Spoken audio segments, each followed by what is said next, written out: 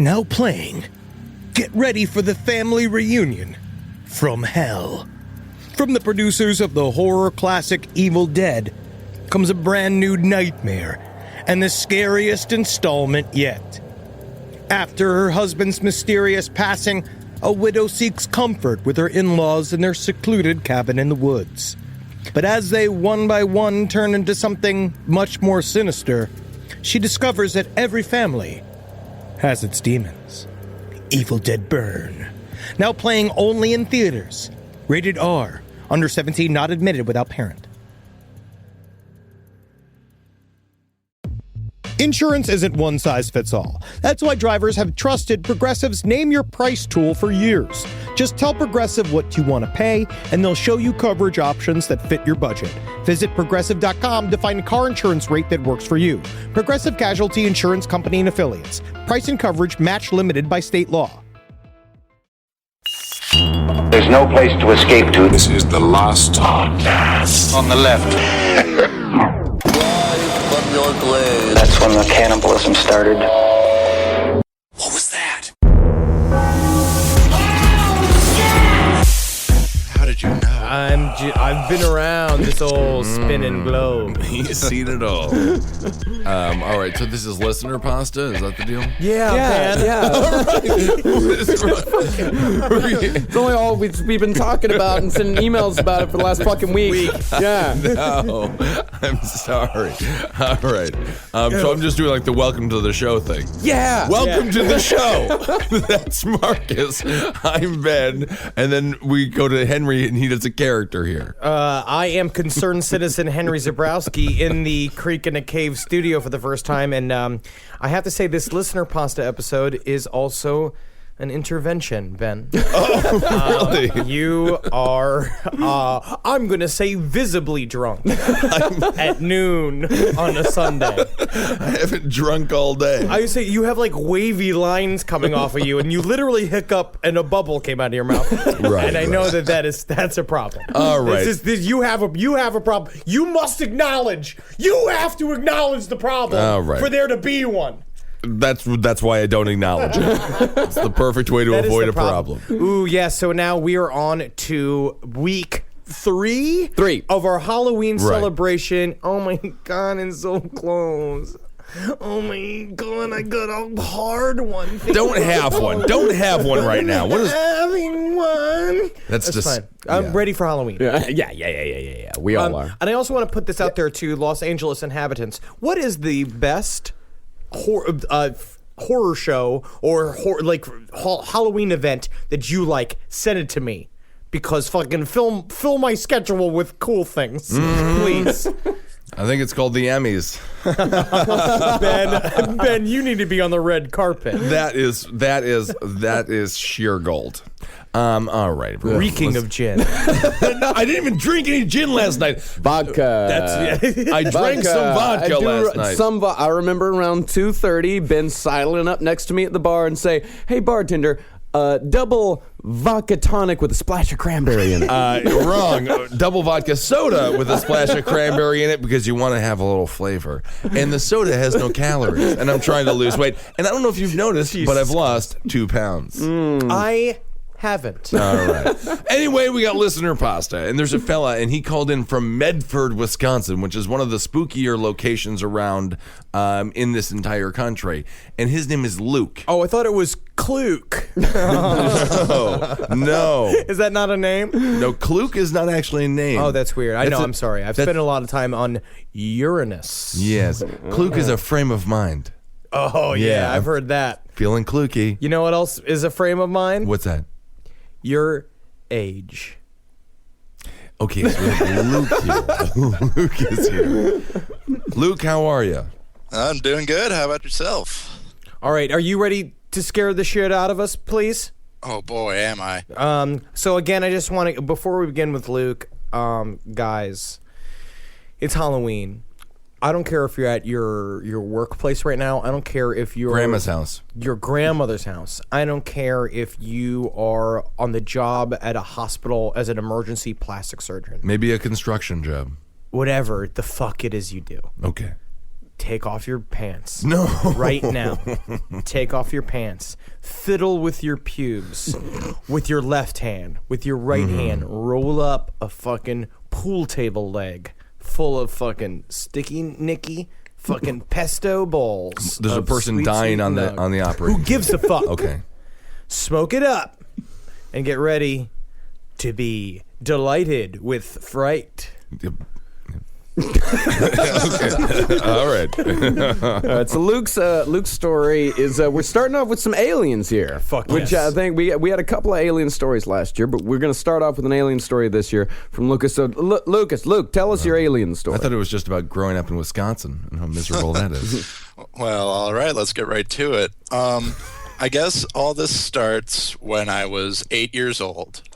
We moved to a different town. It's not the delightful Medford, Wisconsin. It was more towards Minnesota. And at that time, I was kind of a weird kid, which shouldn't come as a surprise since I listened to this podcast. I mean, we're all fucking very normal. Yeah, man. But I was really into aliens. They had books at the school library, like Baby's First UFOlogy book, and I just devoured all of that. That's awesome. I can't wait to get that for my children and then just send them off to school. And they're like, but there's a bigger agenda. And they're like, Mrs. Zabrowski, your kids can't read. But you're teaching them the truth, Yes. and that's what's important. But around that time, I started to have these really vivid nightmares. Just, you have those dreams on occasion that they are real as they're happening to you. And they always took the same form. It was, I would, fall asleep, and in my dream, I would be lying in my bed, look over to my window, and there would be something looking in on me. And obviously it was an alien. The best way to describe him, I guess, it's not that they were exactly like Whitley Strieber's Communion aliens, the short grays, but they sort of look like if you've ever seen that movie Splice, terrible movie, but It's a great movie, hot when he sex scene. starts fucking his own daughter. I love that sex scene. Amazing stuff. But they kind of looked like the monster in that movie. Just Well, they talk about, because they're the types that people see all the time. The short grays are the ones that are the robotic-like servants of what is often described, even what you're talking about, as these tall grays. The tall grays are the ones that are a little bit more like us looking, elongated. And the thing that's always mentioned about them is that they are insect-like, that they move like insects, but that's also people desperate for attention. Was it masturbating? Do you feel like it was getting aroused when it was looking at you? I can't say. I couldn't really I couldn't make out any specific facial movement or anything like that. Was was just there's something looking in on me. Was that the entire dream? No. It would be I would wake up, look at the window. There would be something looking in on me, and then I would just start screaming. Ooh. Like in my dream, it would be this top of my lungs, just louder than I could scream in real life, just guttural, terrified, oh my God, I'm going to die, that sort of thing. And in my dreams, sometimes my parents would come down and they'd be like, "Oh, Luke, what are you doing down here? What's the deal?" Hey, Luke, you listening to some of that new heavy metal music? Yeah, and I would always be like, "There's something outside. There's an alien outside the window." And they would go and look, and there'd be nothing. They'd be like, "Oh, right. Luke, your imagination's going wild." And that would essentially be the dream. I would wake up and there was never that, oh, maybe that actually happened. Like, it was always, oh, that was just a nightmare. I should get ready for school. Do you have a rogue uncle? Is there anyone in your family? No history of creepy people in my family or neighbors or anything like that. So that, fast forward 15 years. How often had you had the dream through your childhood? I have not had the dream since moving out of that house, which actually could play into something. I'll get to that. I was talking with my dad, and my dad's this big, blustery Midwestern guy, so the only way I can relate to him is through drinking. And, Right. What does he like to drink the most? We were a few drinks down, and we were just kind of talking about, embarrassing family stuff. Ben is very focused on the booze today because he's literally visibly intoxicated. there is a juniper berry hanging out of his nose. I am not drunk. I just woke up. All right. What does your dad like to drink? He just answered the question. Yes, he just said. So you're getting drunk with your father.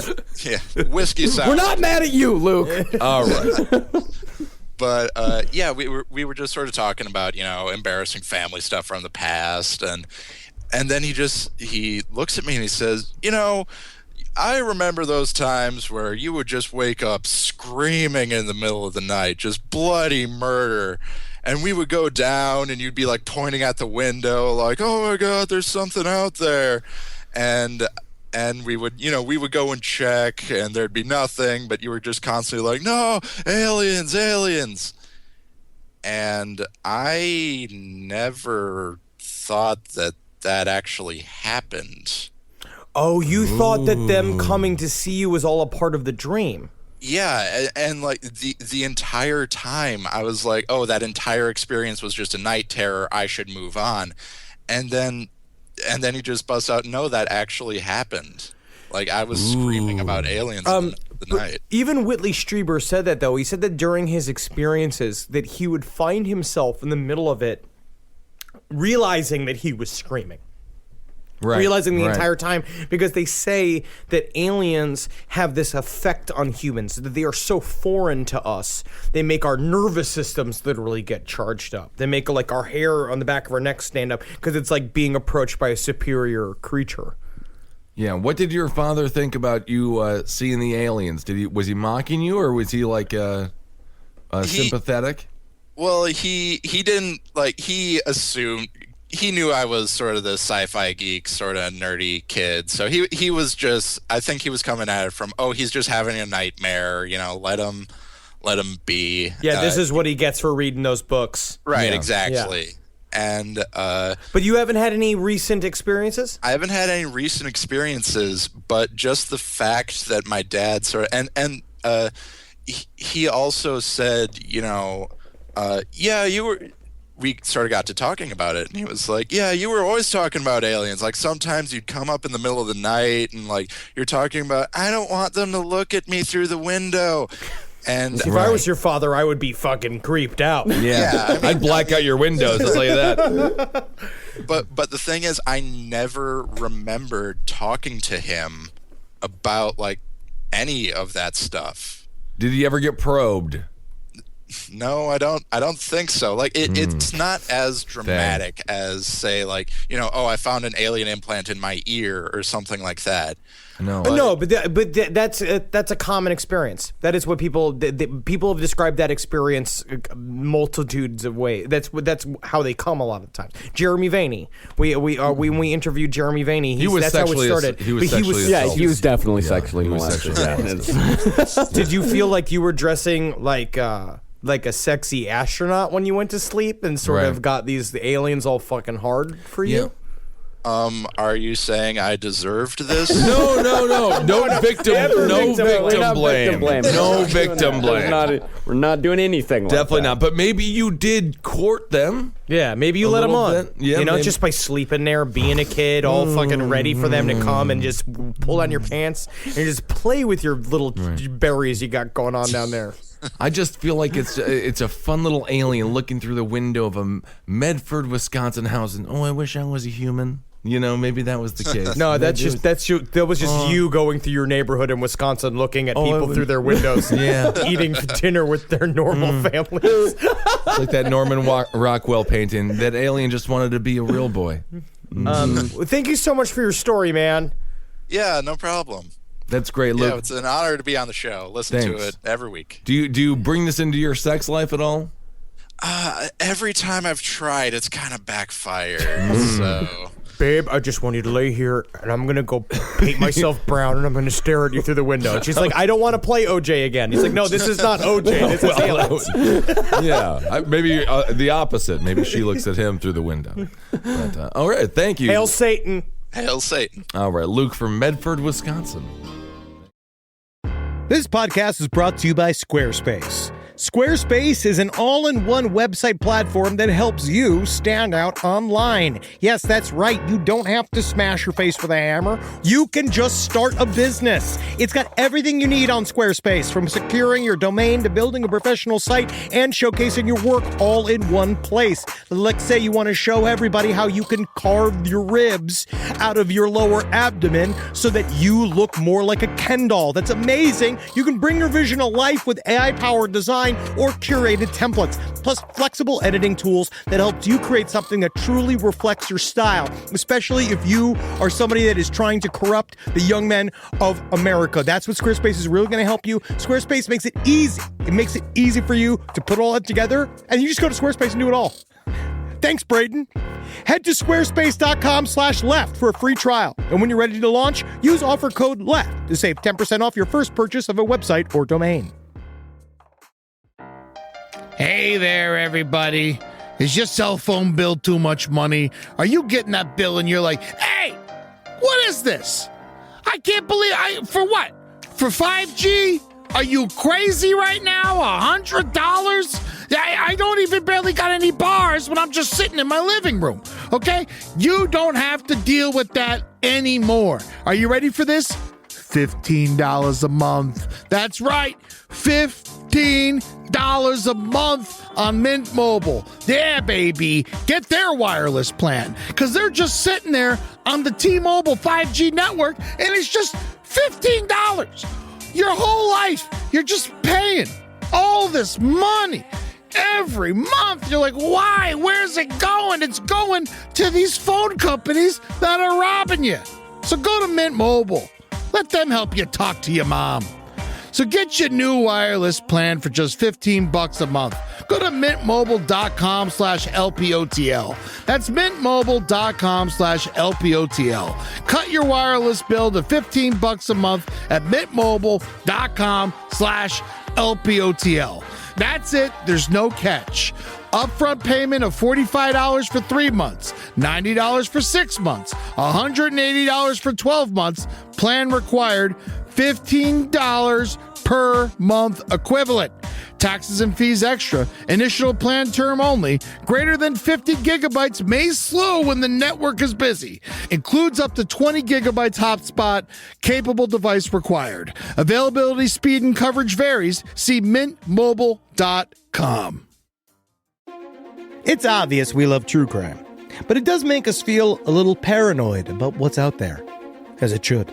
And that's why it's so important to get a home security system that gives you peace of mind. With SimpliSafe, you can stop crimes before they even start using their AI-powered cameras to identify threats on your property and alert US-based live agents to take action. Like arriving in a helicopter in the night, coming down from the helicopter, zipping down and breaking through the windows with their big axes, and going through the house, ripping through the walls, finding the criminals. It's easy to do. SimpliSafe has been a game changer for us. And the best part, there's no long-term contract. We've used it since the very early days of SimpliSafe here at LPN, and it keeps us safe, doesn't it? It keeps all of our thoughts inside the building. Then there's the ones we let out because they have to go out, because that's a part of it. But SimpliSafe keeps the other thoughts safe. And for that, we say thank you, SimpliSafe. And we want you to experience the same peace of mind as we, which is why we've partnered with SimpliSafe to offer an exclusive discount to all of our listeners. Right now, you can get 50% off your new system by visiting simplysafe.com/LPOTL. That's half off at simplysafe.com/LPOTL. There's no safe like SimpliSafe.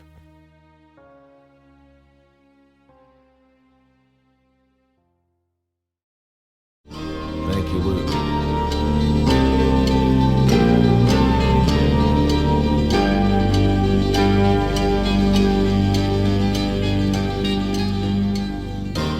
Good God. He smells drunk.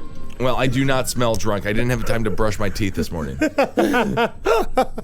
All right, our next caller is Drew Frazier. Where are you from, Drew? San Diego, California. Ooh, beautiful San Diego, California. How's the Weather. Oh, I was gonna say breasts. Oh, they're great. How are the breasts out there? Ooh, delicious. Yeah. Yeah, San Diego. Don't get me going. I actually just got back from San Diego. I went to Rico's Burritos. Oh, boy, howdy. One with 1,000 other taco shops. So Yeah. I don't know it, but It was a Yeah, good one. good burn, Drew. Making fun of Henry. I love it. You went all the way to San Diego for a burrito? I go to a lot of places for just a burrito. Solely the burrito. Okay. no, that's a justifiable reason. Yes. All right, Drew. What is your spooky story from San Diego? And again, before this story, what I'd like you to do is wherever you are right now, if you're driving a car, if you're flying a plane, what I want you to do is to take off your shirt. But you should have your hands on the wheel, though. No. You want to have your hands. Let Jesus take the wheel. And you fucking take a shot of whiskey and fucking blow a bong load into your asshole. Well, that's what brought down the Malaysian plane. I know, one and that really was knows that. but Yeah. it was what a ride it was. The 30 seconds before it disintegrated in the air, though. And be prepared to get scared by the salty tunes of Drew Frazier. from San Diego. Seems as if the pilots have injected bong and smoked bongs through their butts. Okay. Drew from San Diego. True, from some bongs in their butts there. So, Drew, you're a Marine, right? Yes. All right, yeah, and apparently these stories have to do with your time in the Marine Corps? They do. In fact, they're from Afghanistan. Oh, Holy All shit, three man. of them happened right while I was deployed. I have been looking for a ghost story from Afghanistan for years. Yeah. I'm excited. All right. Yeah, this is great. All right, man, what do you got? All right, so it starts off, let's go back to 2012, the year of our Lord. And so, we had an outpost that would get cycled through every couple days with a new squad. So we were down there. It's a smaller compound, about 100 by 100, 3 rooms, and 2 posts. So you would be overwatching a river. To your left and to your right is a wall. Just to kind of give the tense moments or kind of feeling that I had was that anything could have come around those corners. And so every time you're kind of on edge while you're down there. So I'm down there, it's wintertime, it's cold. And that's when I hear this maniacal scream. Best way I can describe it is just this deep scream out to my left, maybe 150 feet away. So already I'm on edge, but when I hear this, really gets the adrenaline pumping. So I yelled at my buddy, "Hey, did you hear that?" No, he didn't hear. He didn't hear nothing. So that's the first instance. And it's as like, the, did you hear what? And he's like, did you hear the? He's like, no, bro. No, he that's didn't fine. hear it. But it's understandable. So either way, I ignore it because I'm not crazy. We don't need anyone being crazy right now. So we'll fast forward a couple days. And as we're transitioning with our squad, I hear someone ask, "Hey man, how you been sleeping? We're on edge, it's cold, whatever." People ask these questions, but it was more specific to being here at this compound. So he asked that. He's like, I've been sleeping, whatever. So again, we'll fast forward again for a couple more days later, and it's been raining for about 5 days straight. Mud up to your damn knees. It's awful. And that's when, again, he asked how he's sleeping, but again, same kind of discomfort while he's sleeping. Either way, I'm down there again. It's nighttime, 3 o'clock in the morning, cold. It's been raining for 5 days, and I hear it again. I hear it again about same distance off to my left. But this time, my buddy responds, "Hey, did you hear that?" "Thank you. Yeah, I heard that, man." And he says, "Man, it sounds like a retard screaming." He's like, yes, thank you, Sergeant Basio. American heroes are allowed to say the R word. That's what I always say. So the next morning, sorry, not the next morning, that night, I go to wake up my relief. And as I wake him up, I walk into the room. It's pitch black in there. And I go to wake him up, and I realize he's already awake.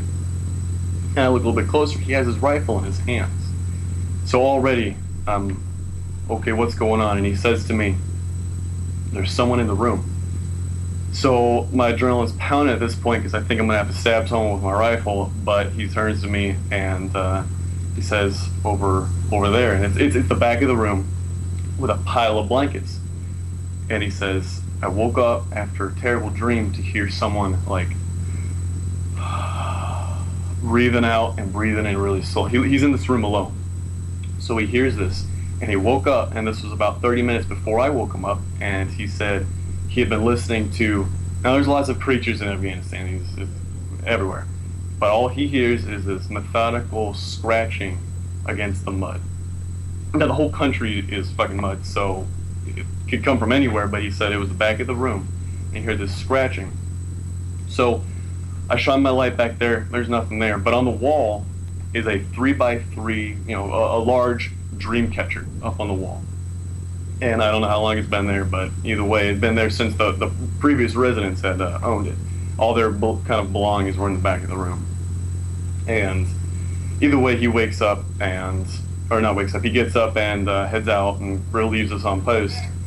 When I go to sleep, I wake up the next morning and all the people's belongings, the dream catcher, all that shit's on fire. All out in our burnt pit. Whoa. They burned it all.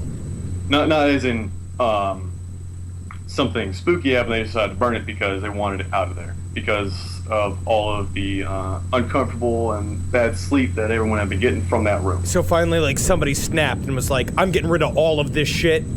It had to go. All of it had to go. It was because it wasn't just one or two people. There was about 5 people that slept in that room on and off as they cycled through. So this was a consistent thing that everyone was having. So, and that's where the story ends right there. That's great. Damn. And that's the secret war in Afghanistan no one's talking about. Yeah, we need to send these new female Ghostbusters over there. I agree. That's fucking frightening. So did all the activity stop after it was burned? After all the stuff was burned? Well, I was there for about one more cycle, and nothing was mentioned. I heard no noises. I heard no scream, nothing like that. How long is the cycle? Between 2 to 3 days, and then when it would rain, we'd be there for about 5 days. So this was someone's former home. This wasn't built by us. This was a local's home that was retrofitted into a base. Well, it was an observation. Like it would 5 people would come down, and it was literally just a house. And yes, exactly. There was some sandbags put up, things like that. But other than that, it was literally whatever they built. That's what it was. 3 rooms, and that was it. Wow, that's amazing. That's Very so cool. intense, dude. Yeah. Well, I'm glad that you're back and you're all right, man. Yeah. Well, thank you so much, man. No problem, guys. Appreciate it, and looking forward to hearing the new episode. Oh wait, one more thing. Didn't you say that you had? Didn't you say you saw something in the sky? Right. So this was. We'll fast forward again. We'll say this is 6 months. We'll say we'll fast forward. It's 2:00 in the morning, and I was just sitting on a rooftop, and I was looking at the sky. When there's no lights around for 150 miles, the sky is just gorgeous and bright. So, I've never seen that. That sounds wonderful. And so I'm looking at this mountain range kind of behind us, and I see what I only can describe as a projectile, like white though, up in the sky, big enough for me to recognize it though as that. And it is moving horizontally. Not kind of at an angle, nothing like that. That was the key thing, was it was moving horizontally, and as it went, it didn't explode, it burst, which I don't. What's the difference? That. Well, I don't want to imply that there was like an explosion. It's separated into different parts, sort of. Well, when I say it burst, it burst into a perfect circle. That's pretty much what it came down to, was this circle. Well, I'm going to say that you guys are sitting on a lot of secret shit, and I think you know a lot of stuff that you don't want to talk about. He's talking about it, Henry. I'm just saying there's other shit that you know that you won't spill, man. And I know that there's another agenda going on. There's always that. Yeah, because you know how much Marine infantrymen are involved in Area 51 type shit. Super informed. So when the key part about that, about what I saw, was that the cloud of smoke that it created was a perfect circle. And it kept expanding and expanding. And then about maybe 2 minutes went by, and another one had branched off to make another smaller perfect little circle, and then it kept expanding. And that was pretty much it. That this thing went, it burst, and these perfect circles were up in the sky. Not even a joke, but that sounds like fucking chemtrails. That sounds like when they seed clouds and Cloud shit like bursting. that. Yeah. So you could have seen your fucking government. I mean, it's everyone's government. I mean, technically, our government. Yeah. But you were on the front lines and you saw us tested new shit. It didn't rain like snow cones or anything, right? Or like giant tomatoes. Ooh, I love that. No, but it was actually above the mountain. As it went off, there was a fog that came down the mountain. It didn't make it to me, but I noted that it was this fog that rolled down the mountain. Chemtrails. Yeah. Chemtrails. Interesting. Yeah, they might. I mean, we do know that the United States government has a habit of experimenting on its own soldiers. Well, I've had several people in Los Angeles come at me too, and they're like, you can tell what clouds are chemtrail clouds because they're trying to make it rain in that fucking godless city where I'm forced to be in. Abandon it. Abandon it. Like that, it should be abandoned. It's a hell desert. Do you have any health ramifications after you saw the possible chemtrails? Do you have like a third testicle or anything? No third testicles. I think I'm okay as far as that goes. Yeah. Good. Well, man, I'm so glad you're okay. Thank you for serving our country, and thank you for giving us our fucking delicious spooky tale. Yes, delicious Right on, and guys. spooky. Thanks for having me. Hail Hell yeah. Satan. Help. Hail Satan.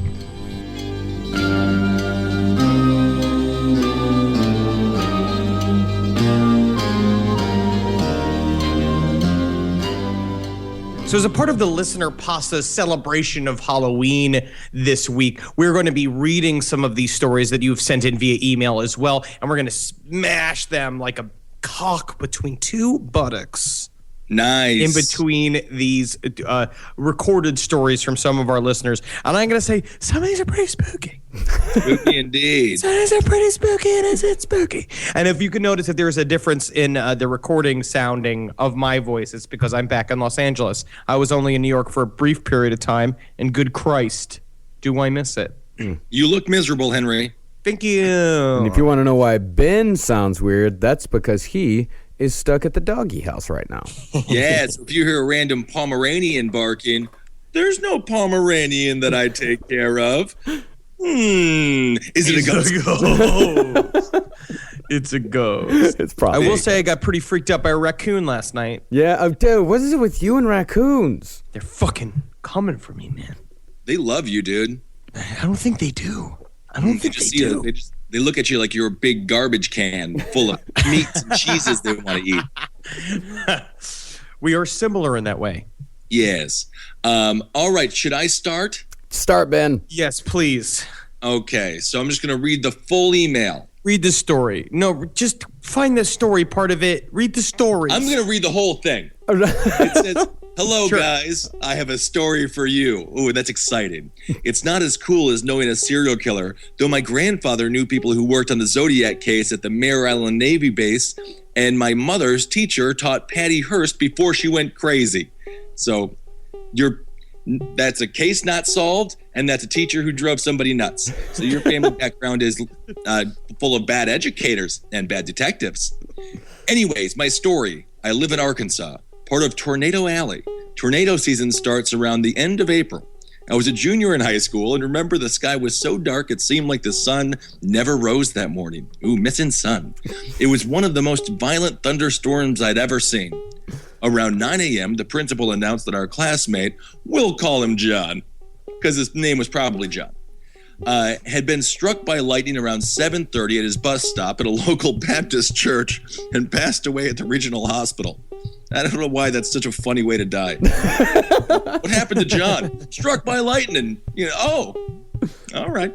We were all shocked. Nothing like that had happened before at our school. By lunchtime, people were spreading the story around of what happened. Rumor had it was that his last words had been along the lines of, I hate this goddamn rain. And the rain smite me. Before being struck by the lightning in the school parking lot. Those are pretty perfect last words before you get struck by lightning, I think. Mm-hmm. Yeah. That his shoes had melted into the asphalt. Sure wish I had left my umbrella hat at home. Yeah. His shoes had melted into the asphalt when he was struck. I talked to my friend into driving down to the church to check it out. There was nothing there beyond some burnt asphalt, but there were, disappointingly, no melted shoes. No. That's sad. A week later, after the funeral, after his obituary was published, I was in the library for study hall when another thunderstorm hit the town. The school was old, and it wasn't surprising when the power went out. But when it came back on, the fax machine was turned on and began spitting out copies of John's obituary. Ooh. Also later that year, a deer with brainworms ran through the school and shat all over the commons during lunch. That's the story I want to hear next. during Camo Day of Spirit Week. Camo Day, I assume everyone wears camouflage during Spirit Week here. It was kind of a weird year. Also, I just wanted to say that I love the podcast and I've met so many great people on the Facebook page. Thanks for that, Beth Ashley T. Wow. That's so nice. I think it's I'm gonna preemptively, hesitantly congratulate you on your reading skills for that email. I think that you did well. I think that you attempted to read it and you attempted to sell it. Yeah. And I'm proud of you. Yeah. And also later that year, a deer with brainworms ran through the school and shat all over the commons during lunch. Which might be my favorite sentence I've ever read. Yes. All right. Besides, Henry Zabrowski, you're not the father. That's a funny one too. Fuck. All right, well let's go back to another call. Beep boop boop beep boop beep beep boop beep boop beep beep ring.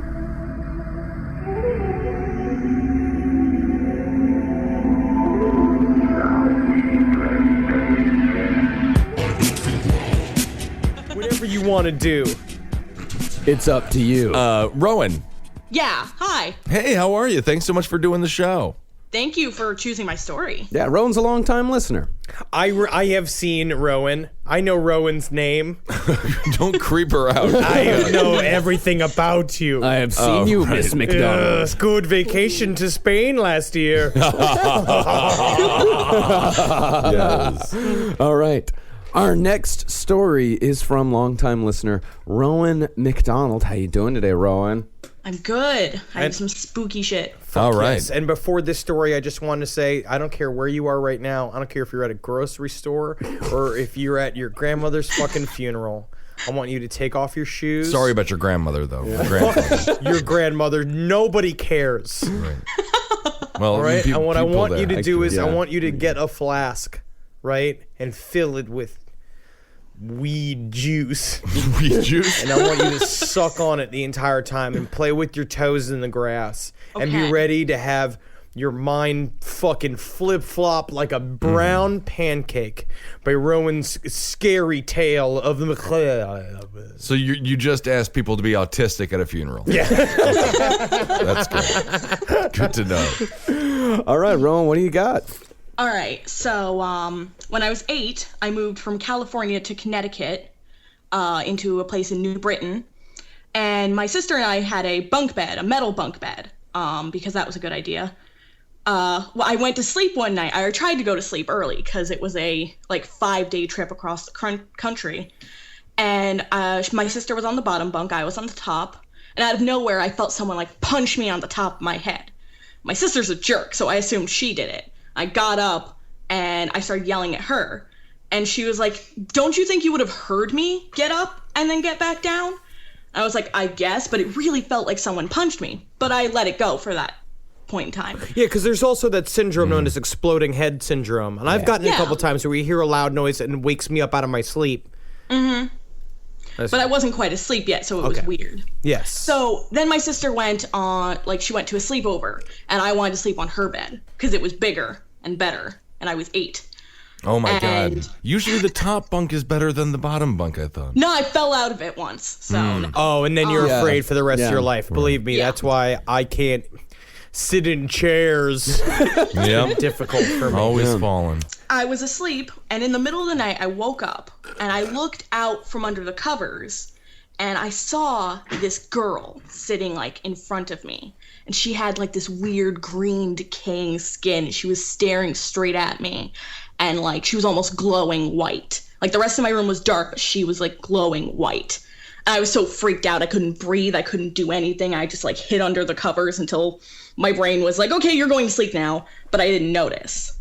After that point, I would feel things in my room, like out of nowhere. I was alone, but I'd feel like someone was staring at me. And I would bump into people that weren't there, or I'd hear whispering in my ear.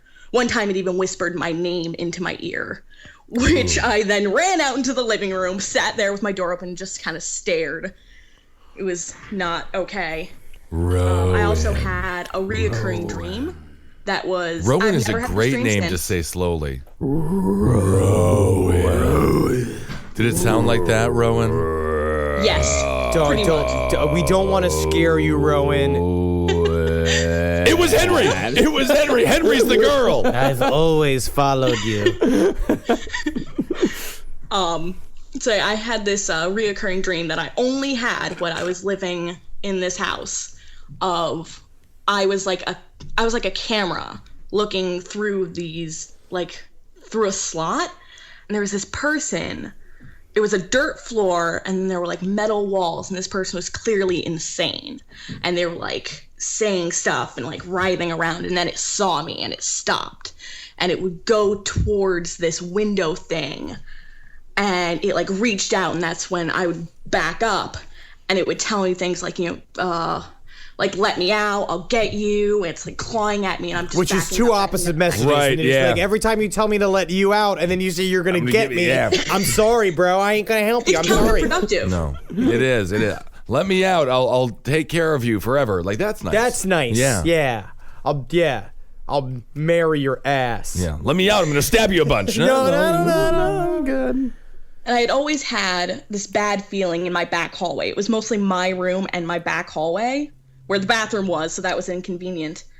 And it was just a bad feeling. I hated it. And what was the feeling? Was it like super heavy and intense? Yeah, it was very much like what I felt in my room when I felt like someone was watching me. It was intense and it was bad.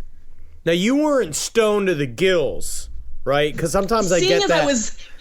I was 8 to 14? Probably not. You know, you never know. I started getting high at like 14. You're also all fucked up. Had an ex-girlfriend. She started smoking weed at like 11. You're so different. Also fucked up. I remember how fucked up she was. Yeah. Yeah. So have you experienced anything in adulthood, or is that house still in your family? Not really. Like not in your family. Like since I moved out of this place, there's not really been much of anything. Do you feel unloved? Calm down, Ben. That's a different podcast. I think that's next to human activity. Yeah. If that's the case, please send me an email and we'll get to it on the different show. The feelings.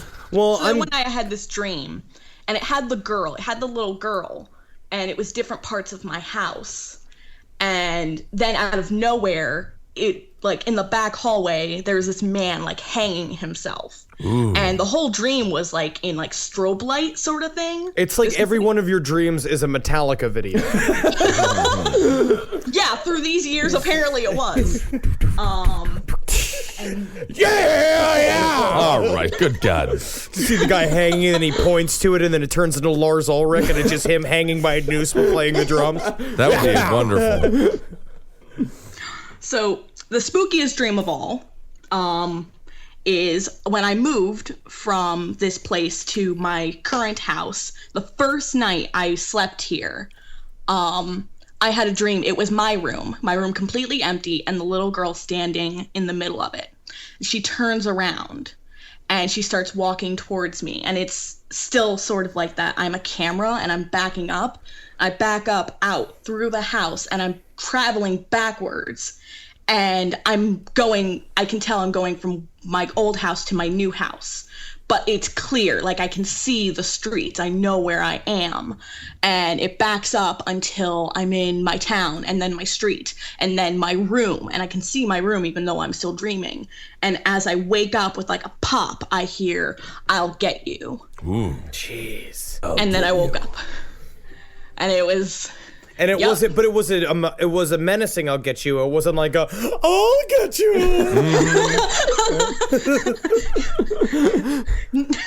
No, I don't think Detective Popcorn sent me that. That's great. You're sleeping there. It's like a hot dog laying on a warming tray.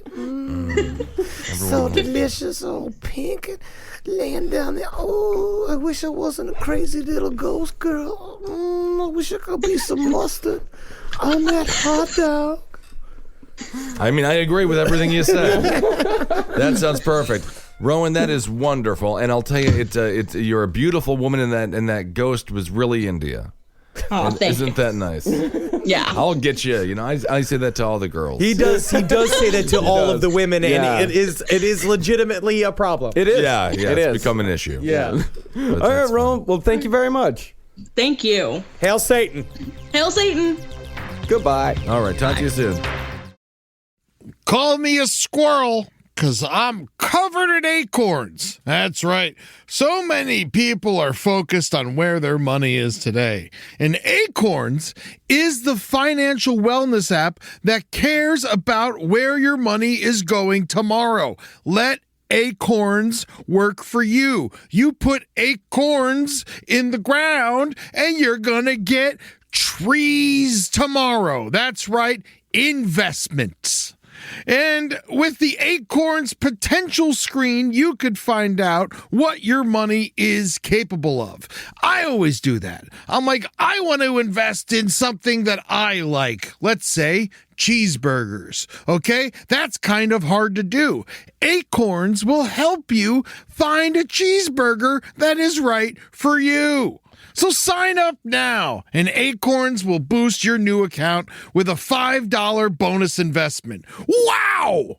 Join the over 14 million all-time customers who have already saved and invested over $27 billion with Acorns. Head to acorns.com/left or download the Acorns app to get started. Paid non-client endorsement. Compensation provides incentive to positively promote Acorns. Tier 2 compensation provided. Potential subject to various factors such as customers' accounts, age, and investment settings. Does not include Acorns fees. Results do not predict or represent the performance of any Acorns portfolio. Investment results will vary. Investing involves risk. Acorns Advisors, LLC, an SEC registered investment advisor. View important disclosures at acorns.com/left. This is a paid ad by BetterHelp. You know, stigma shows up in a lot of different places. I know I had to explain to my handyman about the devil imagery in my home. I had to explain that in our home, El Diablo es bueno. And he reluctantly agreed. I think largely just because he was in my home and he was scared. But over time, he began to see, the devil can be my amigo.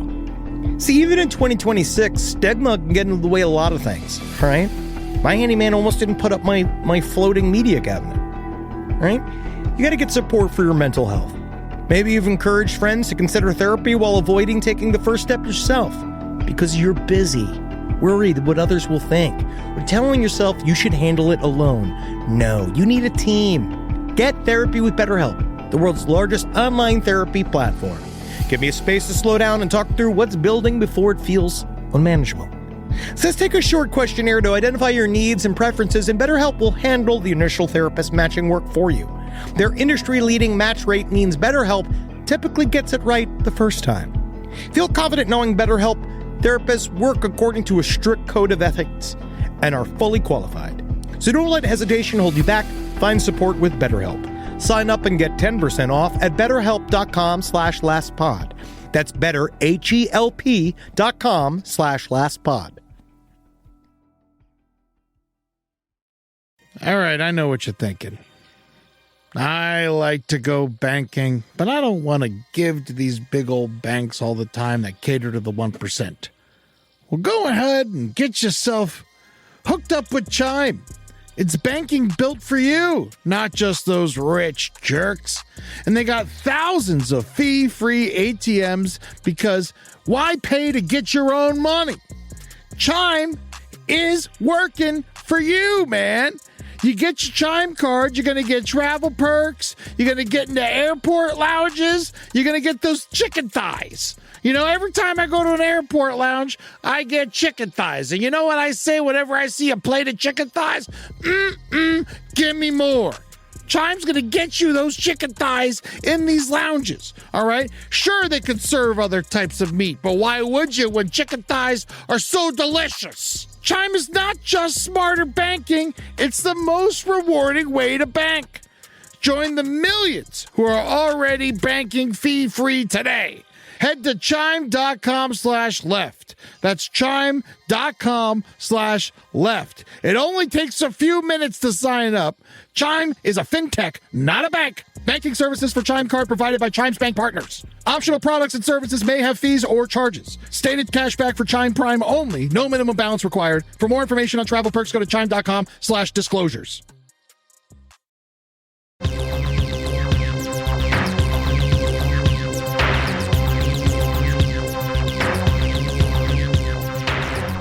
All right, well, let's hear another reading from Henry.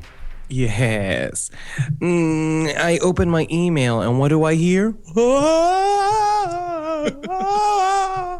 Is it a man yelling? No, it's a ghost. This is a story from Rylan Anderson. Mr. Anderson. I was in late middle school, or maybe even freshman year when this happened. I'm from a military family, so we move around a lot. At the time this happened, we were stationed in Hawaii. Oh, I wanna lay ya. Bahamas. The housing area that we lived in originally had been scheduled for demolition, so we were moved into a newly built neighborhood that was outside the American Air Force Base. Oh, it's an American Air Force Base. I thought it was a weird Hawaiian town. How is that spelled? Yeah. Hickam. It's spelled like Hickam, but I thought that maybe it's because they're all weird. I don't know what their race is over there. Right. As I said... Polynesian. Oh, fake Asian. As I said, the houses were brand new, but they weren't great. As I would later find out, they were built entirely by the construction apprentices who did an awful job to the point where they even mixed the paint and primer wrong, and our walls were plastically sticky, like a grip tape. Anyway, my mother had recently had another child, who we named Gil, which is an unfortunate name to give a kid, because basically you've made him a middle manager his whole life. Mm-hmm. And he was just learning to speak in semi-full sentences. About 6 months after we had moved into the house, I personally noticed that there were odd cold spots around the house.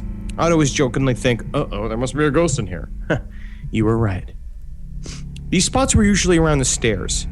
We had the kind of stairs that went halfway up, stopped, and became a small landing, and then continued to the second story in the opposite direction. In addition to the cold spots, I always noticed things being moved from where I put them, a door being closed, the fan being turned on, my plate moving from one side of the counter to the other. Even the TV volume would seem to change sometimes when I was away or in the WC. As myself, I'm known to be an airhead, so for most of it, I thought I must have just moved things and forgotten about it. It happened to my parents too, though, which was more strange. For instance, I overheard my mom scolding herself for leaving open a window she swore she closed. It says mum, but I feel weird saying mum. As all this started happening, Gil began to act quite oddly as well. He would stare at seemingly nothing and say, "Play?" as if he were talking to someone, which we didn't think much of. This only happened for probably 2 weeks, and then his behavior changed. Every now and then he would run to my mother as if he was running from something. Frightened, but not exactly terrified. One day he stood at the bottom of the stairs and pointed to the landing area and said to my mom, "Why is he here?" Mom would respond with the, "Who, sweetie?" "The building man," my brother said, as if it was obvious. And it's not obvious. Gil is fucking going nuts. Gil needs to be put in a mental asylum. My mother began to treat it as if he just made an imaginary friend. Later that week, though, Gil asked Mom to make the building man go away. And then the same day, didn't want to be carried up the stairs to the nursing room because the building man was there. and he said it would always point to the general area of the landing or the stairs. He'd always point right there to the landing. Eventually, he began to act very scared of the so-called building man that he kept seeing near the stairs, and he would scream and cry whenever my mom carried him up or down the stairs. As his reactions became more alarming, I mentioned it to a friend who also happened to be the son of the first family to move into this new neighborhood. Upon telling him, he became very interested, like weirdly interested, and I asked him why was he so curious and about what my brother was saying about this building man. My friend, who's called Joseph, by the way, informed me of an accident that happened at the time that they were still erecting certain houses in the neighborhood. They did it in sections, so some could move in while others were still being constructed. Apparently, there were a couple of workers that had gotten into an argument while finishing the wooden framework of a house. They were doing something with the roof. I don't remember what specifically, but they became agitated. I guess to the point where they weren't paying attention, and thus one of them fell, probably not using a harness system, stupid apprentices, and even though it was only a 2-story fall, he had landed on his head, and it was a fatal injury. As you could probably guess, that house was my house. My goddamn house. So at this point, I was putting together a theory that what my younger brother was seeing was in fact the ghost of the man whom I presume was the worker that died that day. I am indeed a believer in ghosts, but I was not keen on believing that I personally had moved to a house that was actually haunted. After a few days of talking about it with Joseph, we decided that we needed to confirm the existence of this ghost or spirit and discover why it would be lingering. That night, after our parents were asleep, he snuck out and came to my house, and we busted out the good old-fashioned Ouija board that George Norrie fucking hates. We asked the standard questions, are you here? Who are you? What's up, my humbug? Fucker. No answer. And so I became kind of irritated and asked what was probably a significantly more violent tone, who are you and why are you here? Like in Paranormal Adventures. Right after that, a gust of wind swept through the living room, but there were no open windows or doors. Greatly encouraged by a reaction of some sort, I asked again in an angry tone. At that moment, I did so. So did Joseph. They sensed a presence, like a feeling you get when someone is behind you. There was nothing there, but then we heard a clear noise. A noise like someone had just jumped and stomped loudly on the landing. You fucker! You hear that noise? Yeah, I heard that. We ran out of the house like little schoolgirls. Let me tell you, I was Usain motherfucking Bolt for either 15 seconds it took me to get out the back door. And he would find that insulting. Yeah. My parents were flying back to the mainland for a wedding. The house would be empty for the weekend, and I would be home alone for a few days. We took this chance to perform a seance and hopefully get rid of the spirit.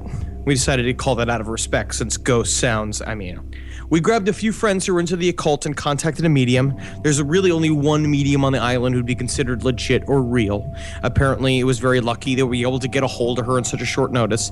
We began at a circular table and began at midnight, although I thought it was unnecessary. She did the same general talk up, asking questions, but she did it for several minutes. Eventually, she paused and waited for a moment before going again. Who are you? As if an answer, the candles that we were using went out. I guess she took that as an answer because she continued. She asked, why are you here? After a second of silence, she said that it was angry, almost described as irritated. She cut to the point and told the spirit, I want you to leave this place. Leave this house! She got louder, saying, leave this house! Do not stay here! Leave this house! This is Hawaii! Go to the beach! And then the baby gate we put at the bottom of the stairs flew out of place, like as if it was kicked. As if it was kicked. With one more shot of, leave here! She stopped talking. Then after what seemed like ages of silence, she said that it was gone. And she made $300 easy dollars. Nice. It's story. Gil went entirely back to normal and never mentioned the building man again. Thank you so much, Rylan. Is that the worst part of living in Hawaii? Huh? That's great. You too sad because you're surfing to work every day and you got Beach Boys playing everywhere and poi? Nothing but soft food? Yeah, you're all upset about living in Hawaii because you got ghosts. You should be lucky for the ghosts. I live in Los Angeles and I can't see a goddamn ghost for the life of me. Yeah. You're so the only thing that story was missing was this sentence. Also, later that year, a deer with brainworms ran through the school and shat all over the commons during lunch. All right, let's get back to another call. Okay.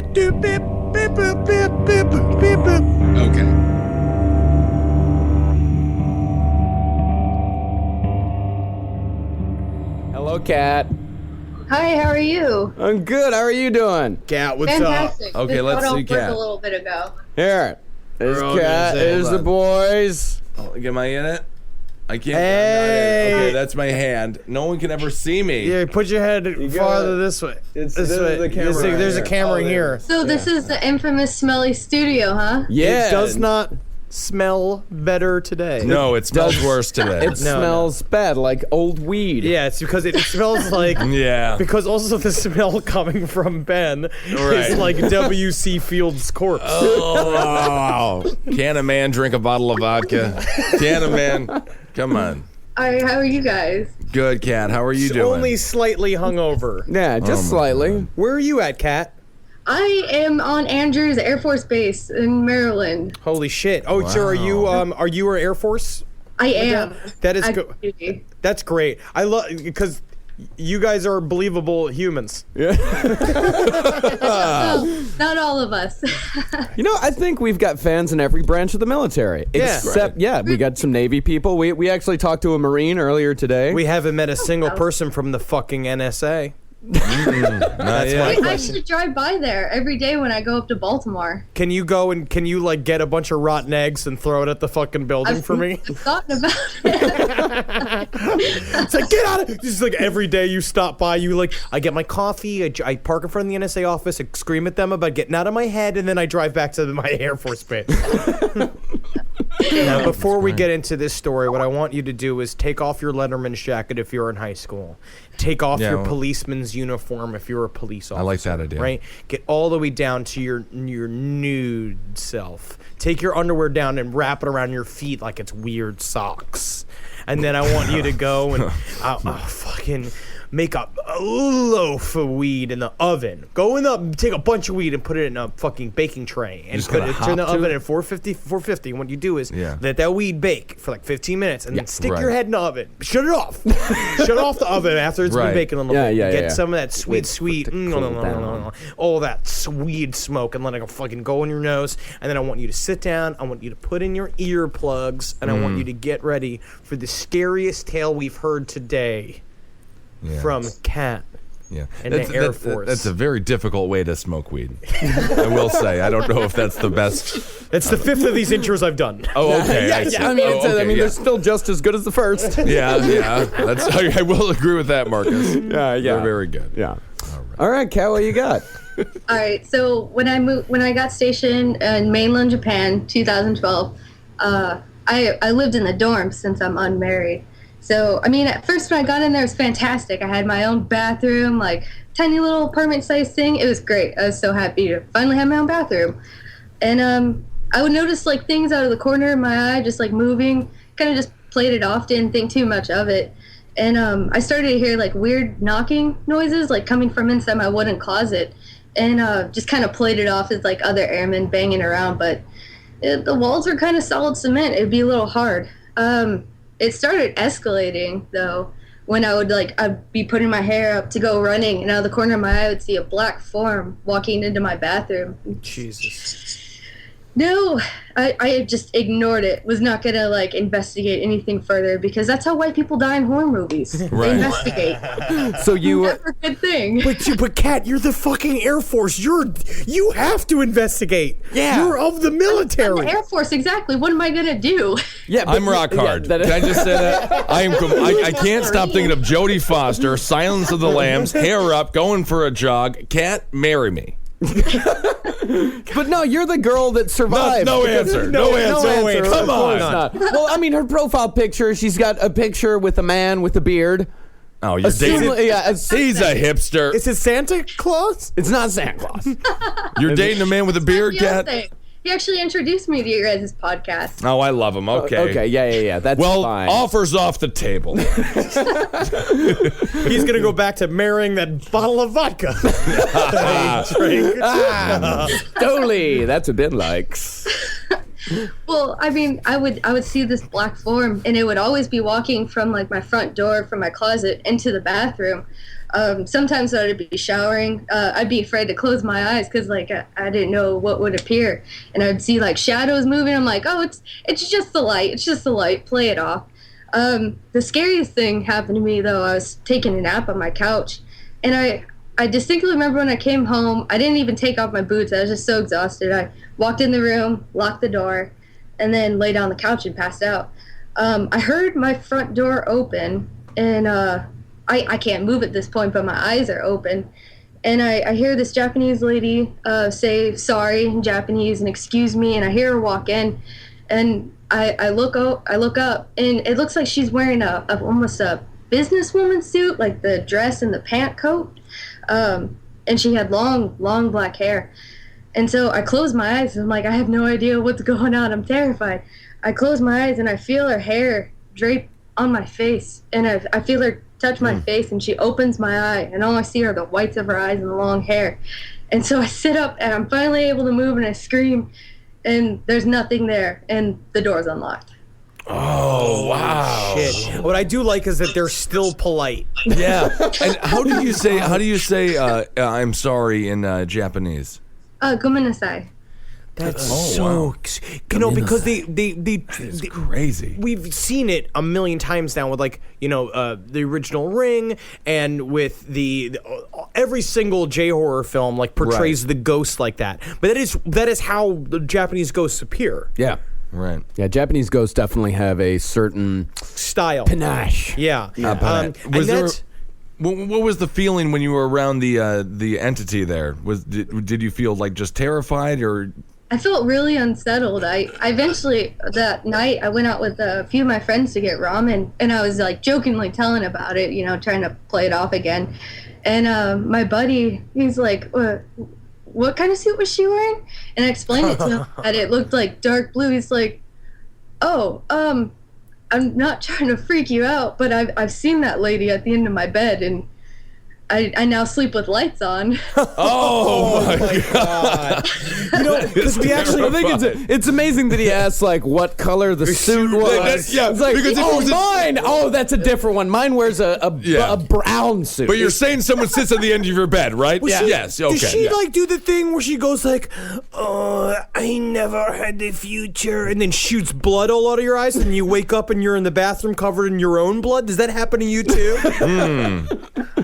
That's really fucking terrifying. Oh, awesome. There's something that is so scary because we also got a ghost story from a man that served in Afghanistan. Well, and it's terrifying. What is it about, and Henry, maybe you can answer this, what is it about moving to a foreign country? I feel like a lot of these people experience these things when they're in new environments. Well, I feel like there's a lot. As soon as you're unsettled, they talk about it even any sort of psychic phenomenon, anything that's like ghosts or anything that normally happens when something is either in transition or during emotional stress. Right. Where, and there's a lot of puberty and stuff as well. Yes, because there's a lot of change going on, and I'm basically, according to the modern theory of what's going on with ghosts and shit like that, is that there is intelligences outside of us that sort of work with our consciousness, which is like a gigantic operating system. So sometimes it just takes the right person and the right scenario to be the key in the lock that allows the ghost to play out. Yeah. So figure that into your moving plans.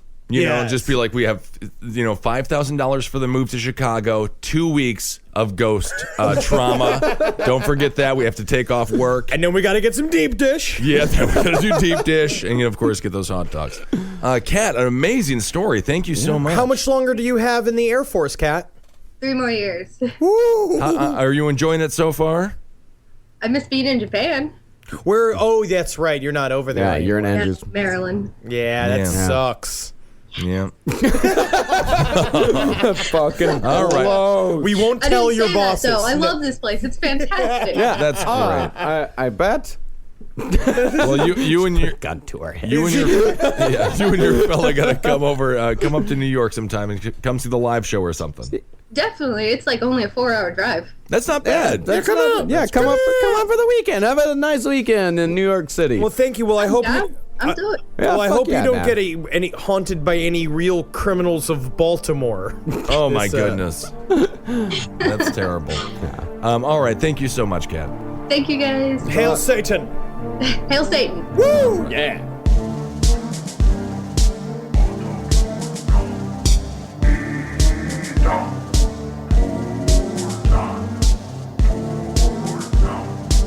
When I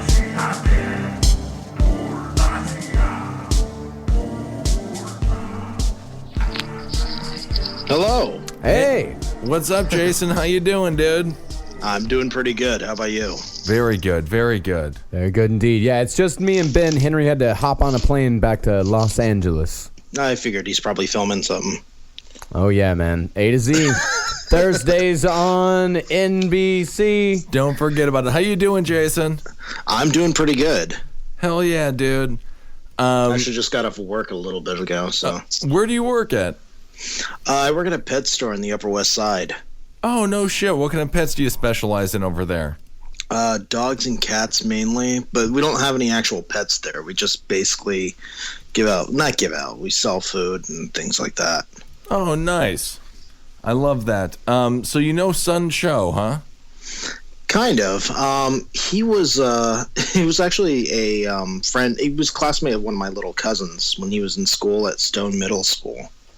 Oh, that's amazing. So did you hang out with the guy? A few times, yeah. Actually, it got to the point where he stopped hanging out with my cousin and ended up hanging out with me quite often. So you were creepier than your cousin. That's what that means, right? Like Seung Cho was like, this cousin of yours is far too normal. I think I'm going to go to crazy Jason. Yeah. For those of you if Seung Cho doesn't immediately ring a bell in your mind, this is the guy that killed 32 at Virginia Tech back in 2007. Wounded 17. Yeah. I mean, he was, up until recently, one of the most prolific spree killers in the history of the world, as far as we know, at least. If I recall, he actually held the record for like the highest kills until some other guy who was also Korean did it. Yeah. Also in Korea. I think it was a Korean guy. I'm not entirely sure. I believe the record is Breivik still. Yeah. Anders Breivik. Oh, no, Anders Breivik. Yeah, he's after Seung Cho, and then I think it was. It was Anders Breivik after that. Right. Well, Seung Cho definitely put the nail in the coffin for the Matrix look. No one liked it after that. So go into your experiences with Seung Cho. Well, when I was in high school, every so often I would go over and I would hang out with my cousins, and I would basically babysit them until their parents got home because they both worked at the airport. If you don't know where Centerville, Virginia is, it's in Northern Virginia. It's like right outside of Dulles Airport. It's in an odd part of Fairfax where it's like it used to be all farms, and then they turned it all into like McMansions and townhouses. So you got a lot of people from all over the country who would come in and move there. And eventually he was in one of the classes with my cousins. I think it was like one of their English classes for people who originally spoke a second language or something. Right. Anyways, he would come over every so often to work on homework with my cousin, and afterwards they would just watch TV or something. What would they watch usually? Just believe it or not, a lot of TRL. Oh, I believe it. Yep, that seems about something that would inspire someone to mass shoot. Yeah, Carson Daly, Daisy Fuentes, who is the host then? Yeah, this is in the heyday of that too. This is like mid to late 90s. Oh yeah. I remember that time. MTV is responsible for more death than cancer. So what was he like? What was he like as a kid? Was there ever any indication that he was odd or, just generally off? Oh, yeah. There was a lot of indication that he was just off. I think that's one of the reasons why I got along with him. Are you armed right now? No. Okay. No, I'm not. Thank God. Basically, he never talked to anyone, and if he did talk to someone, it'd be like halfway through saying something, he would just stop talking. Weird. Very weird. What would he do when he stopped talking? Would he look away or just... he wouldn't even look at you. He would just like stare down at his shoes the whole time, or whenever he's talking to you, he'd be looking down at his shoes, or he'd be just looking at some other random thing. So there's no charm in this fellow whatsoever? Not really, no. It was like almost like a walking shell. It was the weirdest thing. So what was it that made you want to maintain a friendship with him? He came in, he watched me play Resident Evil 2. Oh, that's a great game. I love that's Nemesis, I believe, right? Yeah, he sat down and watched me play the whole thing all the way through. So that was one of the largest things that the media, in my personal opinion, and Marcus, correct me if I'm wrong, I believe your personal opinion as well, they blew that way out of proportion. His love for video games, how he played Resident Evil, how he played Call of Duty, as if that somehow was hitting the Y button to reload is a hell of a lot easier than it is to actually reload a real gun. Yeah. So what did you think when you found out that, when you heard there was this shooting and you found out that it was this dude that you knew, what was your first thought? Oh my God, I'm the guy who gave him Half-Life and got him into Counter-Strike. Right. Yeah. I mean, you do wonder, is this aiding and abetting a terrorist? Is this providing, crucial skills to help somebody go and murder a bunch of people? You're a felon, sir. You're a felon. Well, I actually get called terrorist by my friends for a totally different reason. Why is that? Slightly off subject, and we'll get back to Mr. Cho. Okay. Basically, I'm Afghan, so that's one of the reasons. Oh, that's because your friends are racist. Your friends are just racist pieces of shit. Oh, good God. All right. Oh, great. Yeah, don't listen to them for Jesus. You're not. God, now that we know that, yeah. I love this guy. Of course, Seung Cho was attracted to you. He's like, oh, another person everyone hates. Well, at the time in the 90s, Afghans were like, okay, those are the guys who make the really good fucking turnovers with potato inside of them. Yeah. Right. Yeah, that all changed a couple years ago. A few years later, people were like, oh no. Yeah. Right. That did change. But but seriously, besides Counter-Strike, knowing somebody who committed such a heinous act that really just takes, did you say oh, I knew, or did it come as a complete surprise? No, it came as a total surprise. Actually, my cousins, after he started hanging out with me, all they did at school was just make fun of him all the time. Right. That's it. That's all they did was just make fun of him every day and poke at him, throw food at him and stuff. So you would say that he was actually bullied? Oh yeah, quite often. Yeah, and what do you think the motivation of the bullying is? Obviously, the community you live in treats you as a terrorist, so it's probably not very kind to him.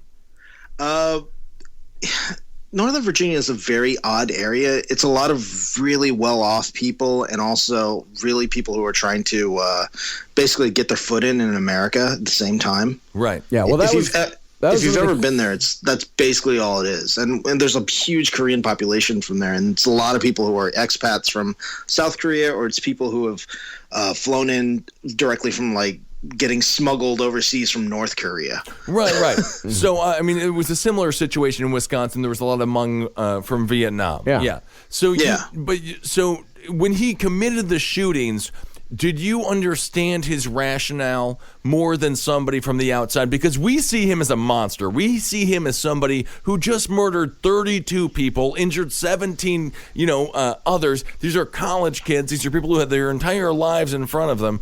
Did you understand a little bit more of his reasons behind it? Were you slightly more sympathetic? I was more. There's really no sympathy towards just killing a ton of people just because you want to be seen as a godlike figure. Another thing is I used to talk to him a lot about religion too. What were some of his thoughts on religion? Well, he was basically, his family's Korean Catholic, I think. I'm not entirely sure. Mm-hmm. Oh yeah, the Koreans are big into Christianity. Oh yeah. Way back when the missionaries would go to South Korea. In fact, during the Korean War, there was a lot of people converted over to Christianity there. Yeah. But he was really big into it. And I'm a stone cold atheist. Right. And I would start giving him all these little plants. I'd be like, yeah, you ever question anything about the Bible and things like that? And then years later, he's got this thing where he's going on a diatribe about how he's the new Jesus Christ and that all of Christianity is hypocritical. And how did the friendship stay together throughout this entire thing? Do you feel like you convinced him, into the sort of the atheist lifestyle?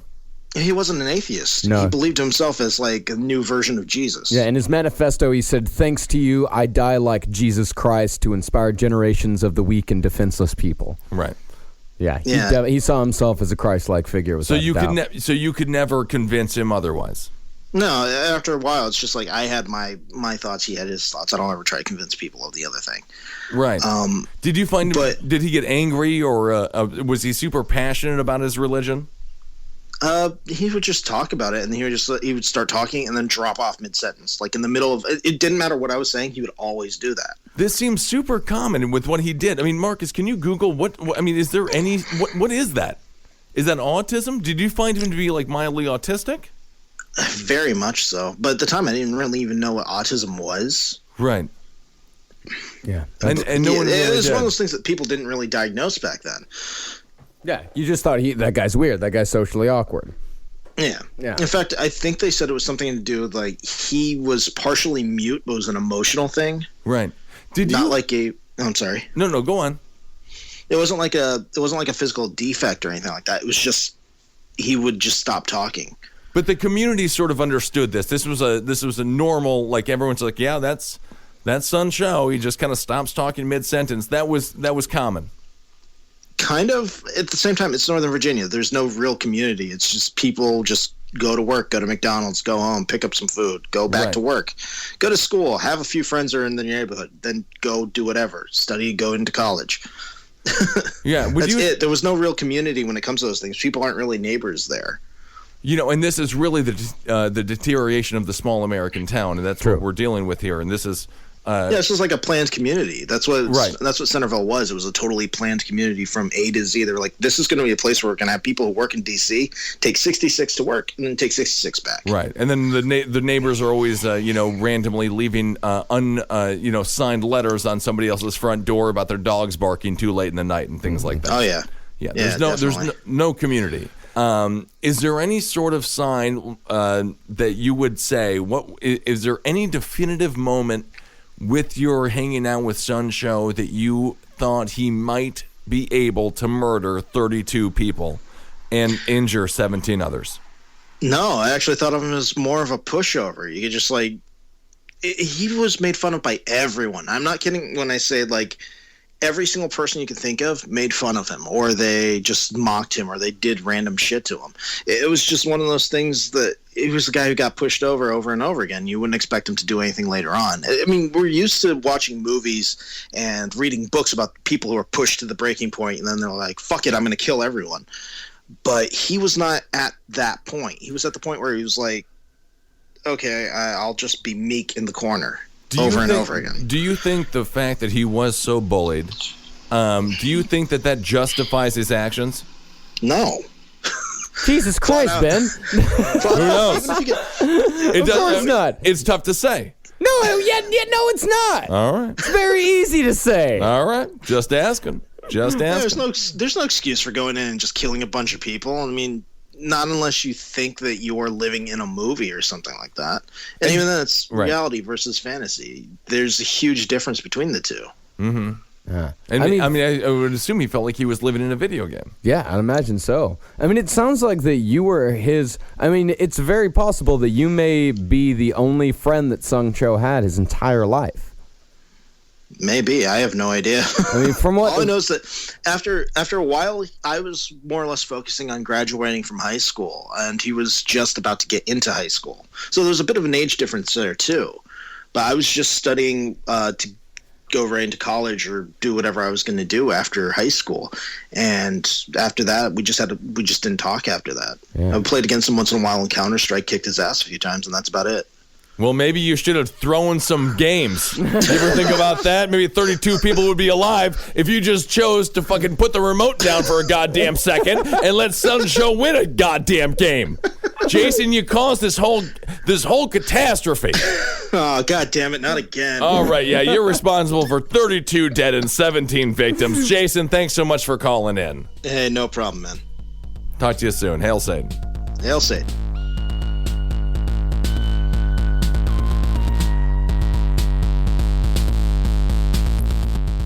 Well, this is an incredibly successful Listenerpasta episode. Thank you, everybody, for your submissions. We got a lot of scary shit. Honestly, all the stuff we've got from our military is all scary as shit. It's awesome, man.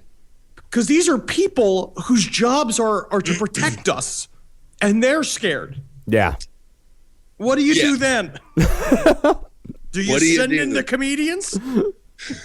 No. Why would you even think about that? If ISIS had to sit through an open mic, they would probably all shoot themselves in the head. I think that could work. Just drop in, just start like blasting the desert with live feed from the creek Sundays at 4 o'clock. Oh, that'd be perfect. Thank you guys so much. So we're fucking slamming balls deep into Halloween. Yeah. I'm so fucking excited. I'm going to Halloween Horror Nights. Thank you to people for their suggestions online. I'm going Halloween Horror Nights with my sister. Jackie's coming to town. Yeah. And we're getting tacos. And then we're going to I'm going to get fucking ripped to the fucking eyeballs and go punch some dude dressed as Beetlejuice. Very fun. All right, everyone. Thanks so much for listening. Hail yourselves. Me gusta lesions. Someone pointed out that we missed it last week, and that made me sad. And Heil Geen, of course. Hail Satan. Thank you, Satan, for your gifts. Yeah. Oh. Hail me! Oh, and if you want to buy a t-shirt, go to cavecomedyradio.com/lastpodcast on the left. Yeah, and I'm sorry, we have had several people who say that the shirts sometimes smell like cigarettes, but guess what? That's what we smell like. Mm-hmm. Yeah. So you're just getting a little window of what it's like to stand next to or possibly kiss and hug one of us. Mm-hmm. Yep, that's closest you're gonna get to kissing me. I smell and taste like cigarettes constantly. Well, that's disgusting. Well, all right, everyone. We'll talk to you soon. Thanks so much. See you in the cancer ward, Marcus. Yes, Marcus is going to die of lung cancer.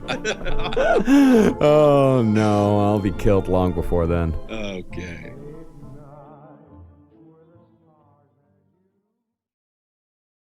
You've tried melatonin, the white noise machine, the blackout curtains, the magnesium, and you're sleeping fine. Not great. Just fine. At some point, you have to consider the 4-year-old pillow is doing more damage than the magnesium is fixing. Coop Sleep Goods is running a bundle sale July 9th through the 20th. The starter bundle is the move. 2 pillows plus a sheet set, 40% off. And we're not saying it'll fix everything. We're just saying you've tried everything else. Coop's pillows are adjustable, designed to fit how you sleep, not just tolerate it. Mix and match any 2 pillows at 25% off or go all in on the starter bundle. One real upgrade beats 6 mediocre ones. Head to coopsleepgoods.com/comedy. That's COOP sleepgoods.com/comedy for 40% off the starter bundle and 25% off all other bundles. You wouldn't take financial advice from a 72 hours in a single day alpha influencer, would you? Same goes if you're in a car accident or any accident. Who you choose matters. That's why Morgan & Morgan exists.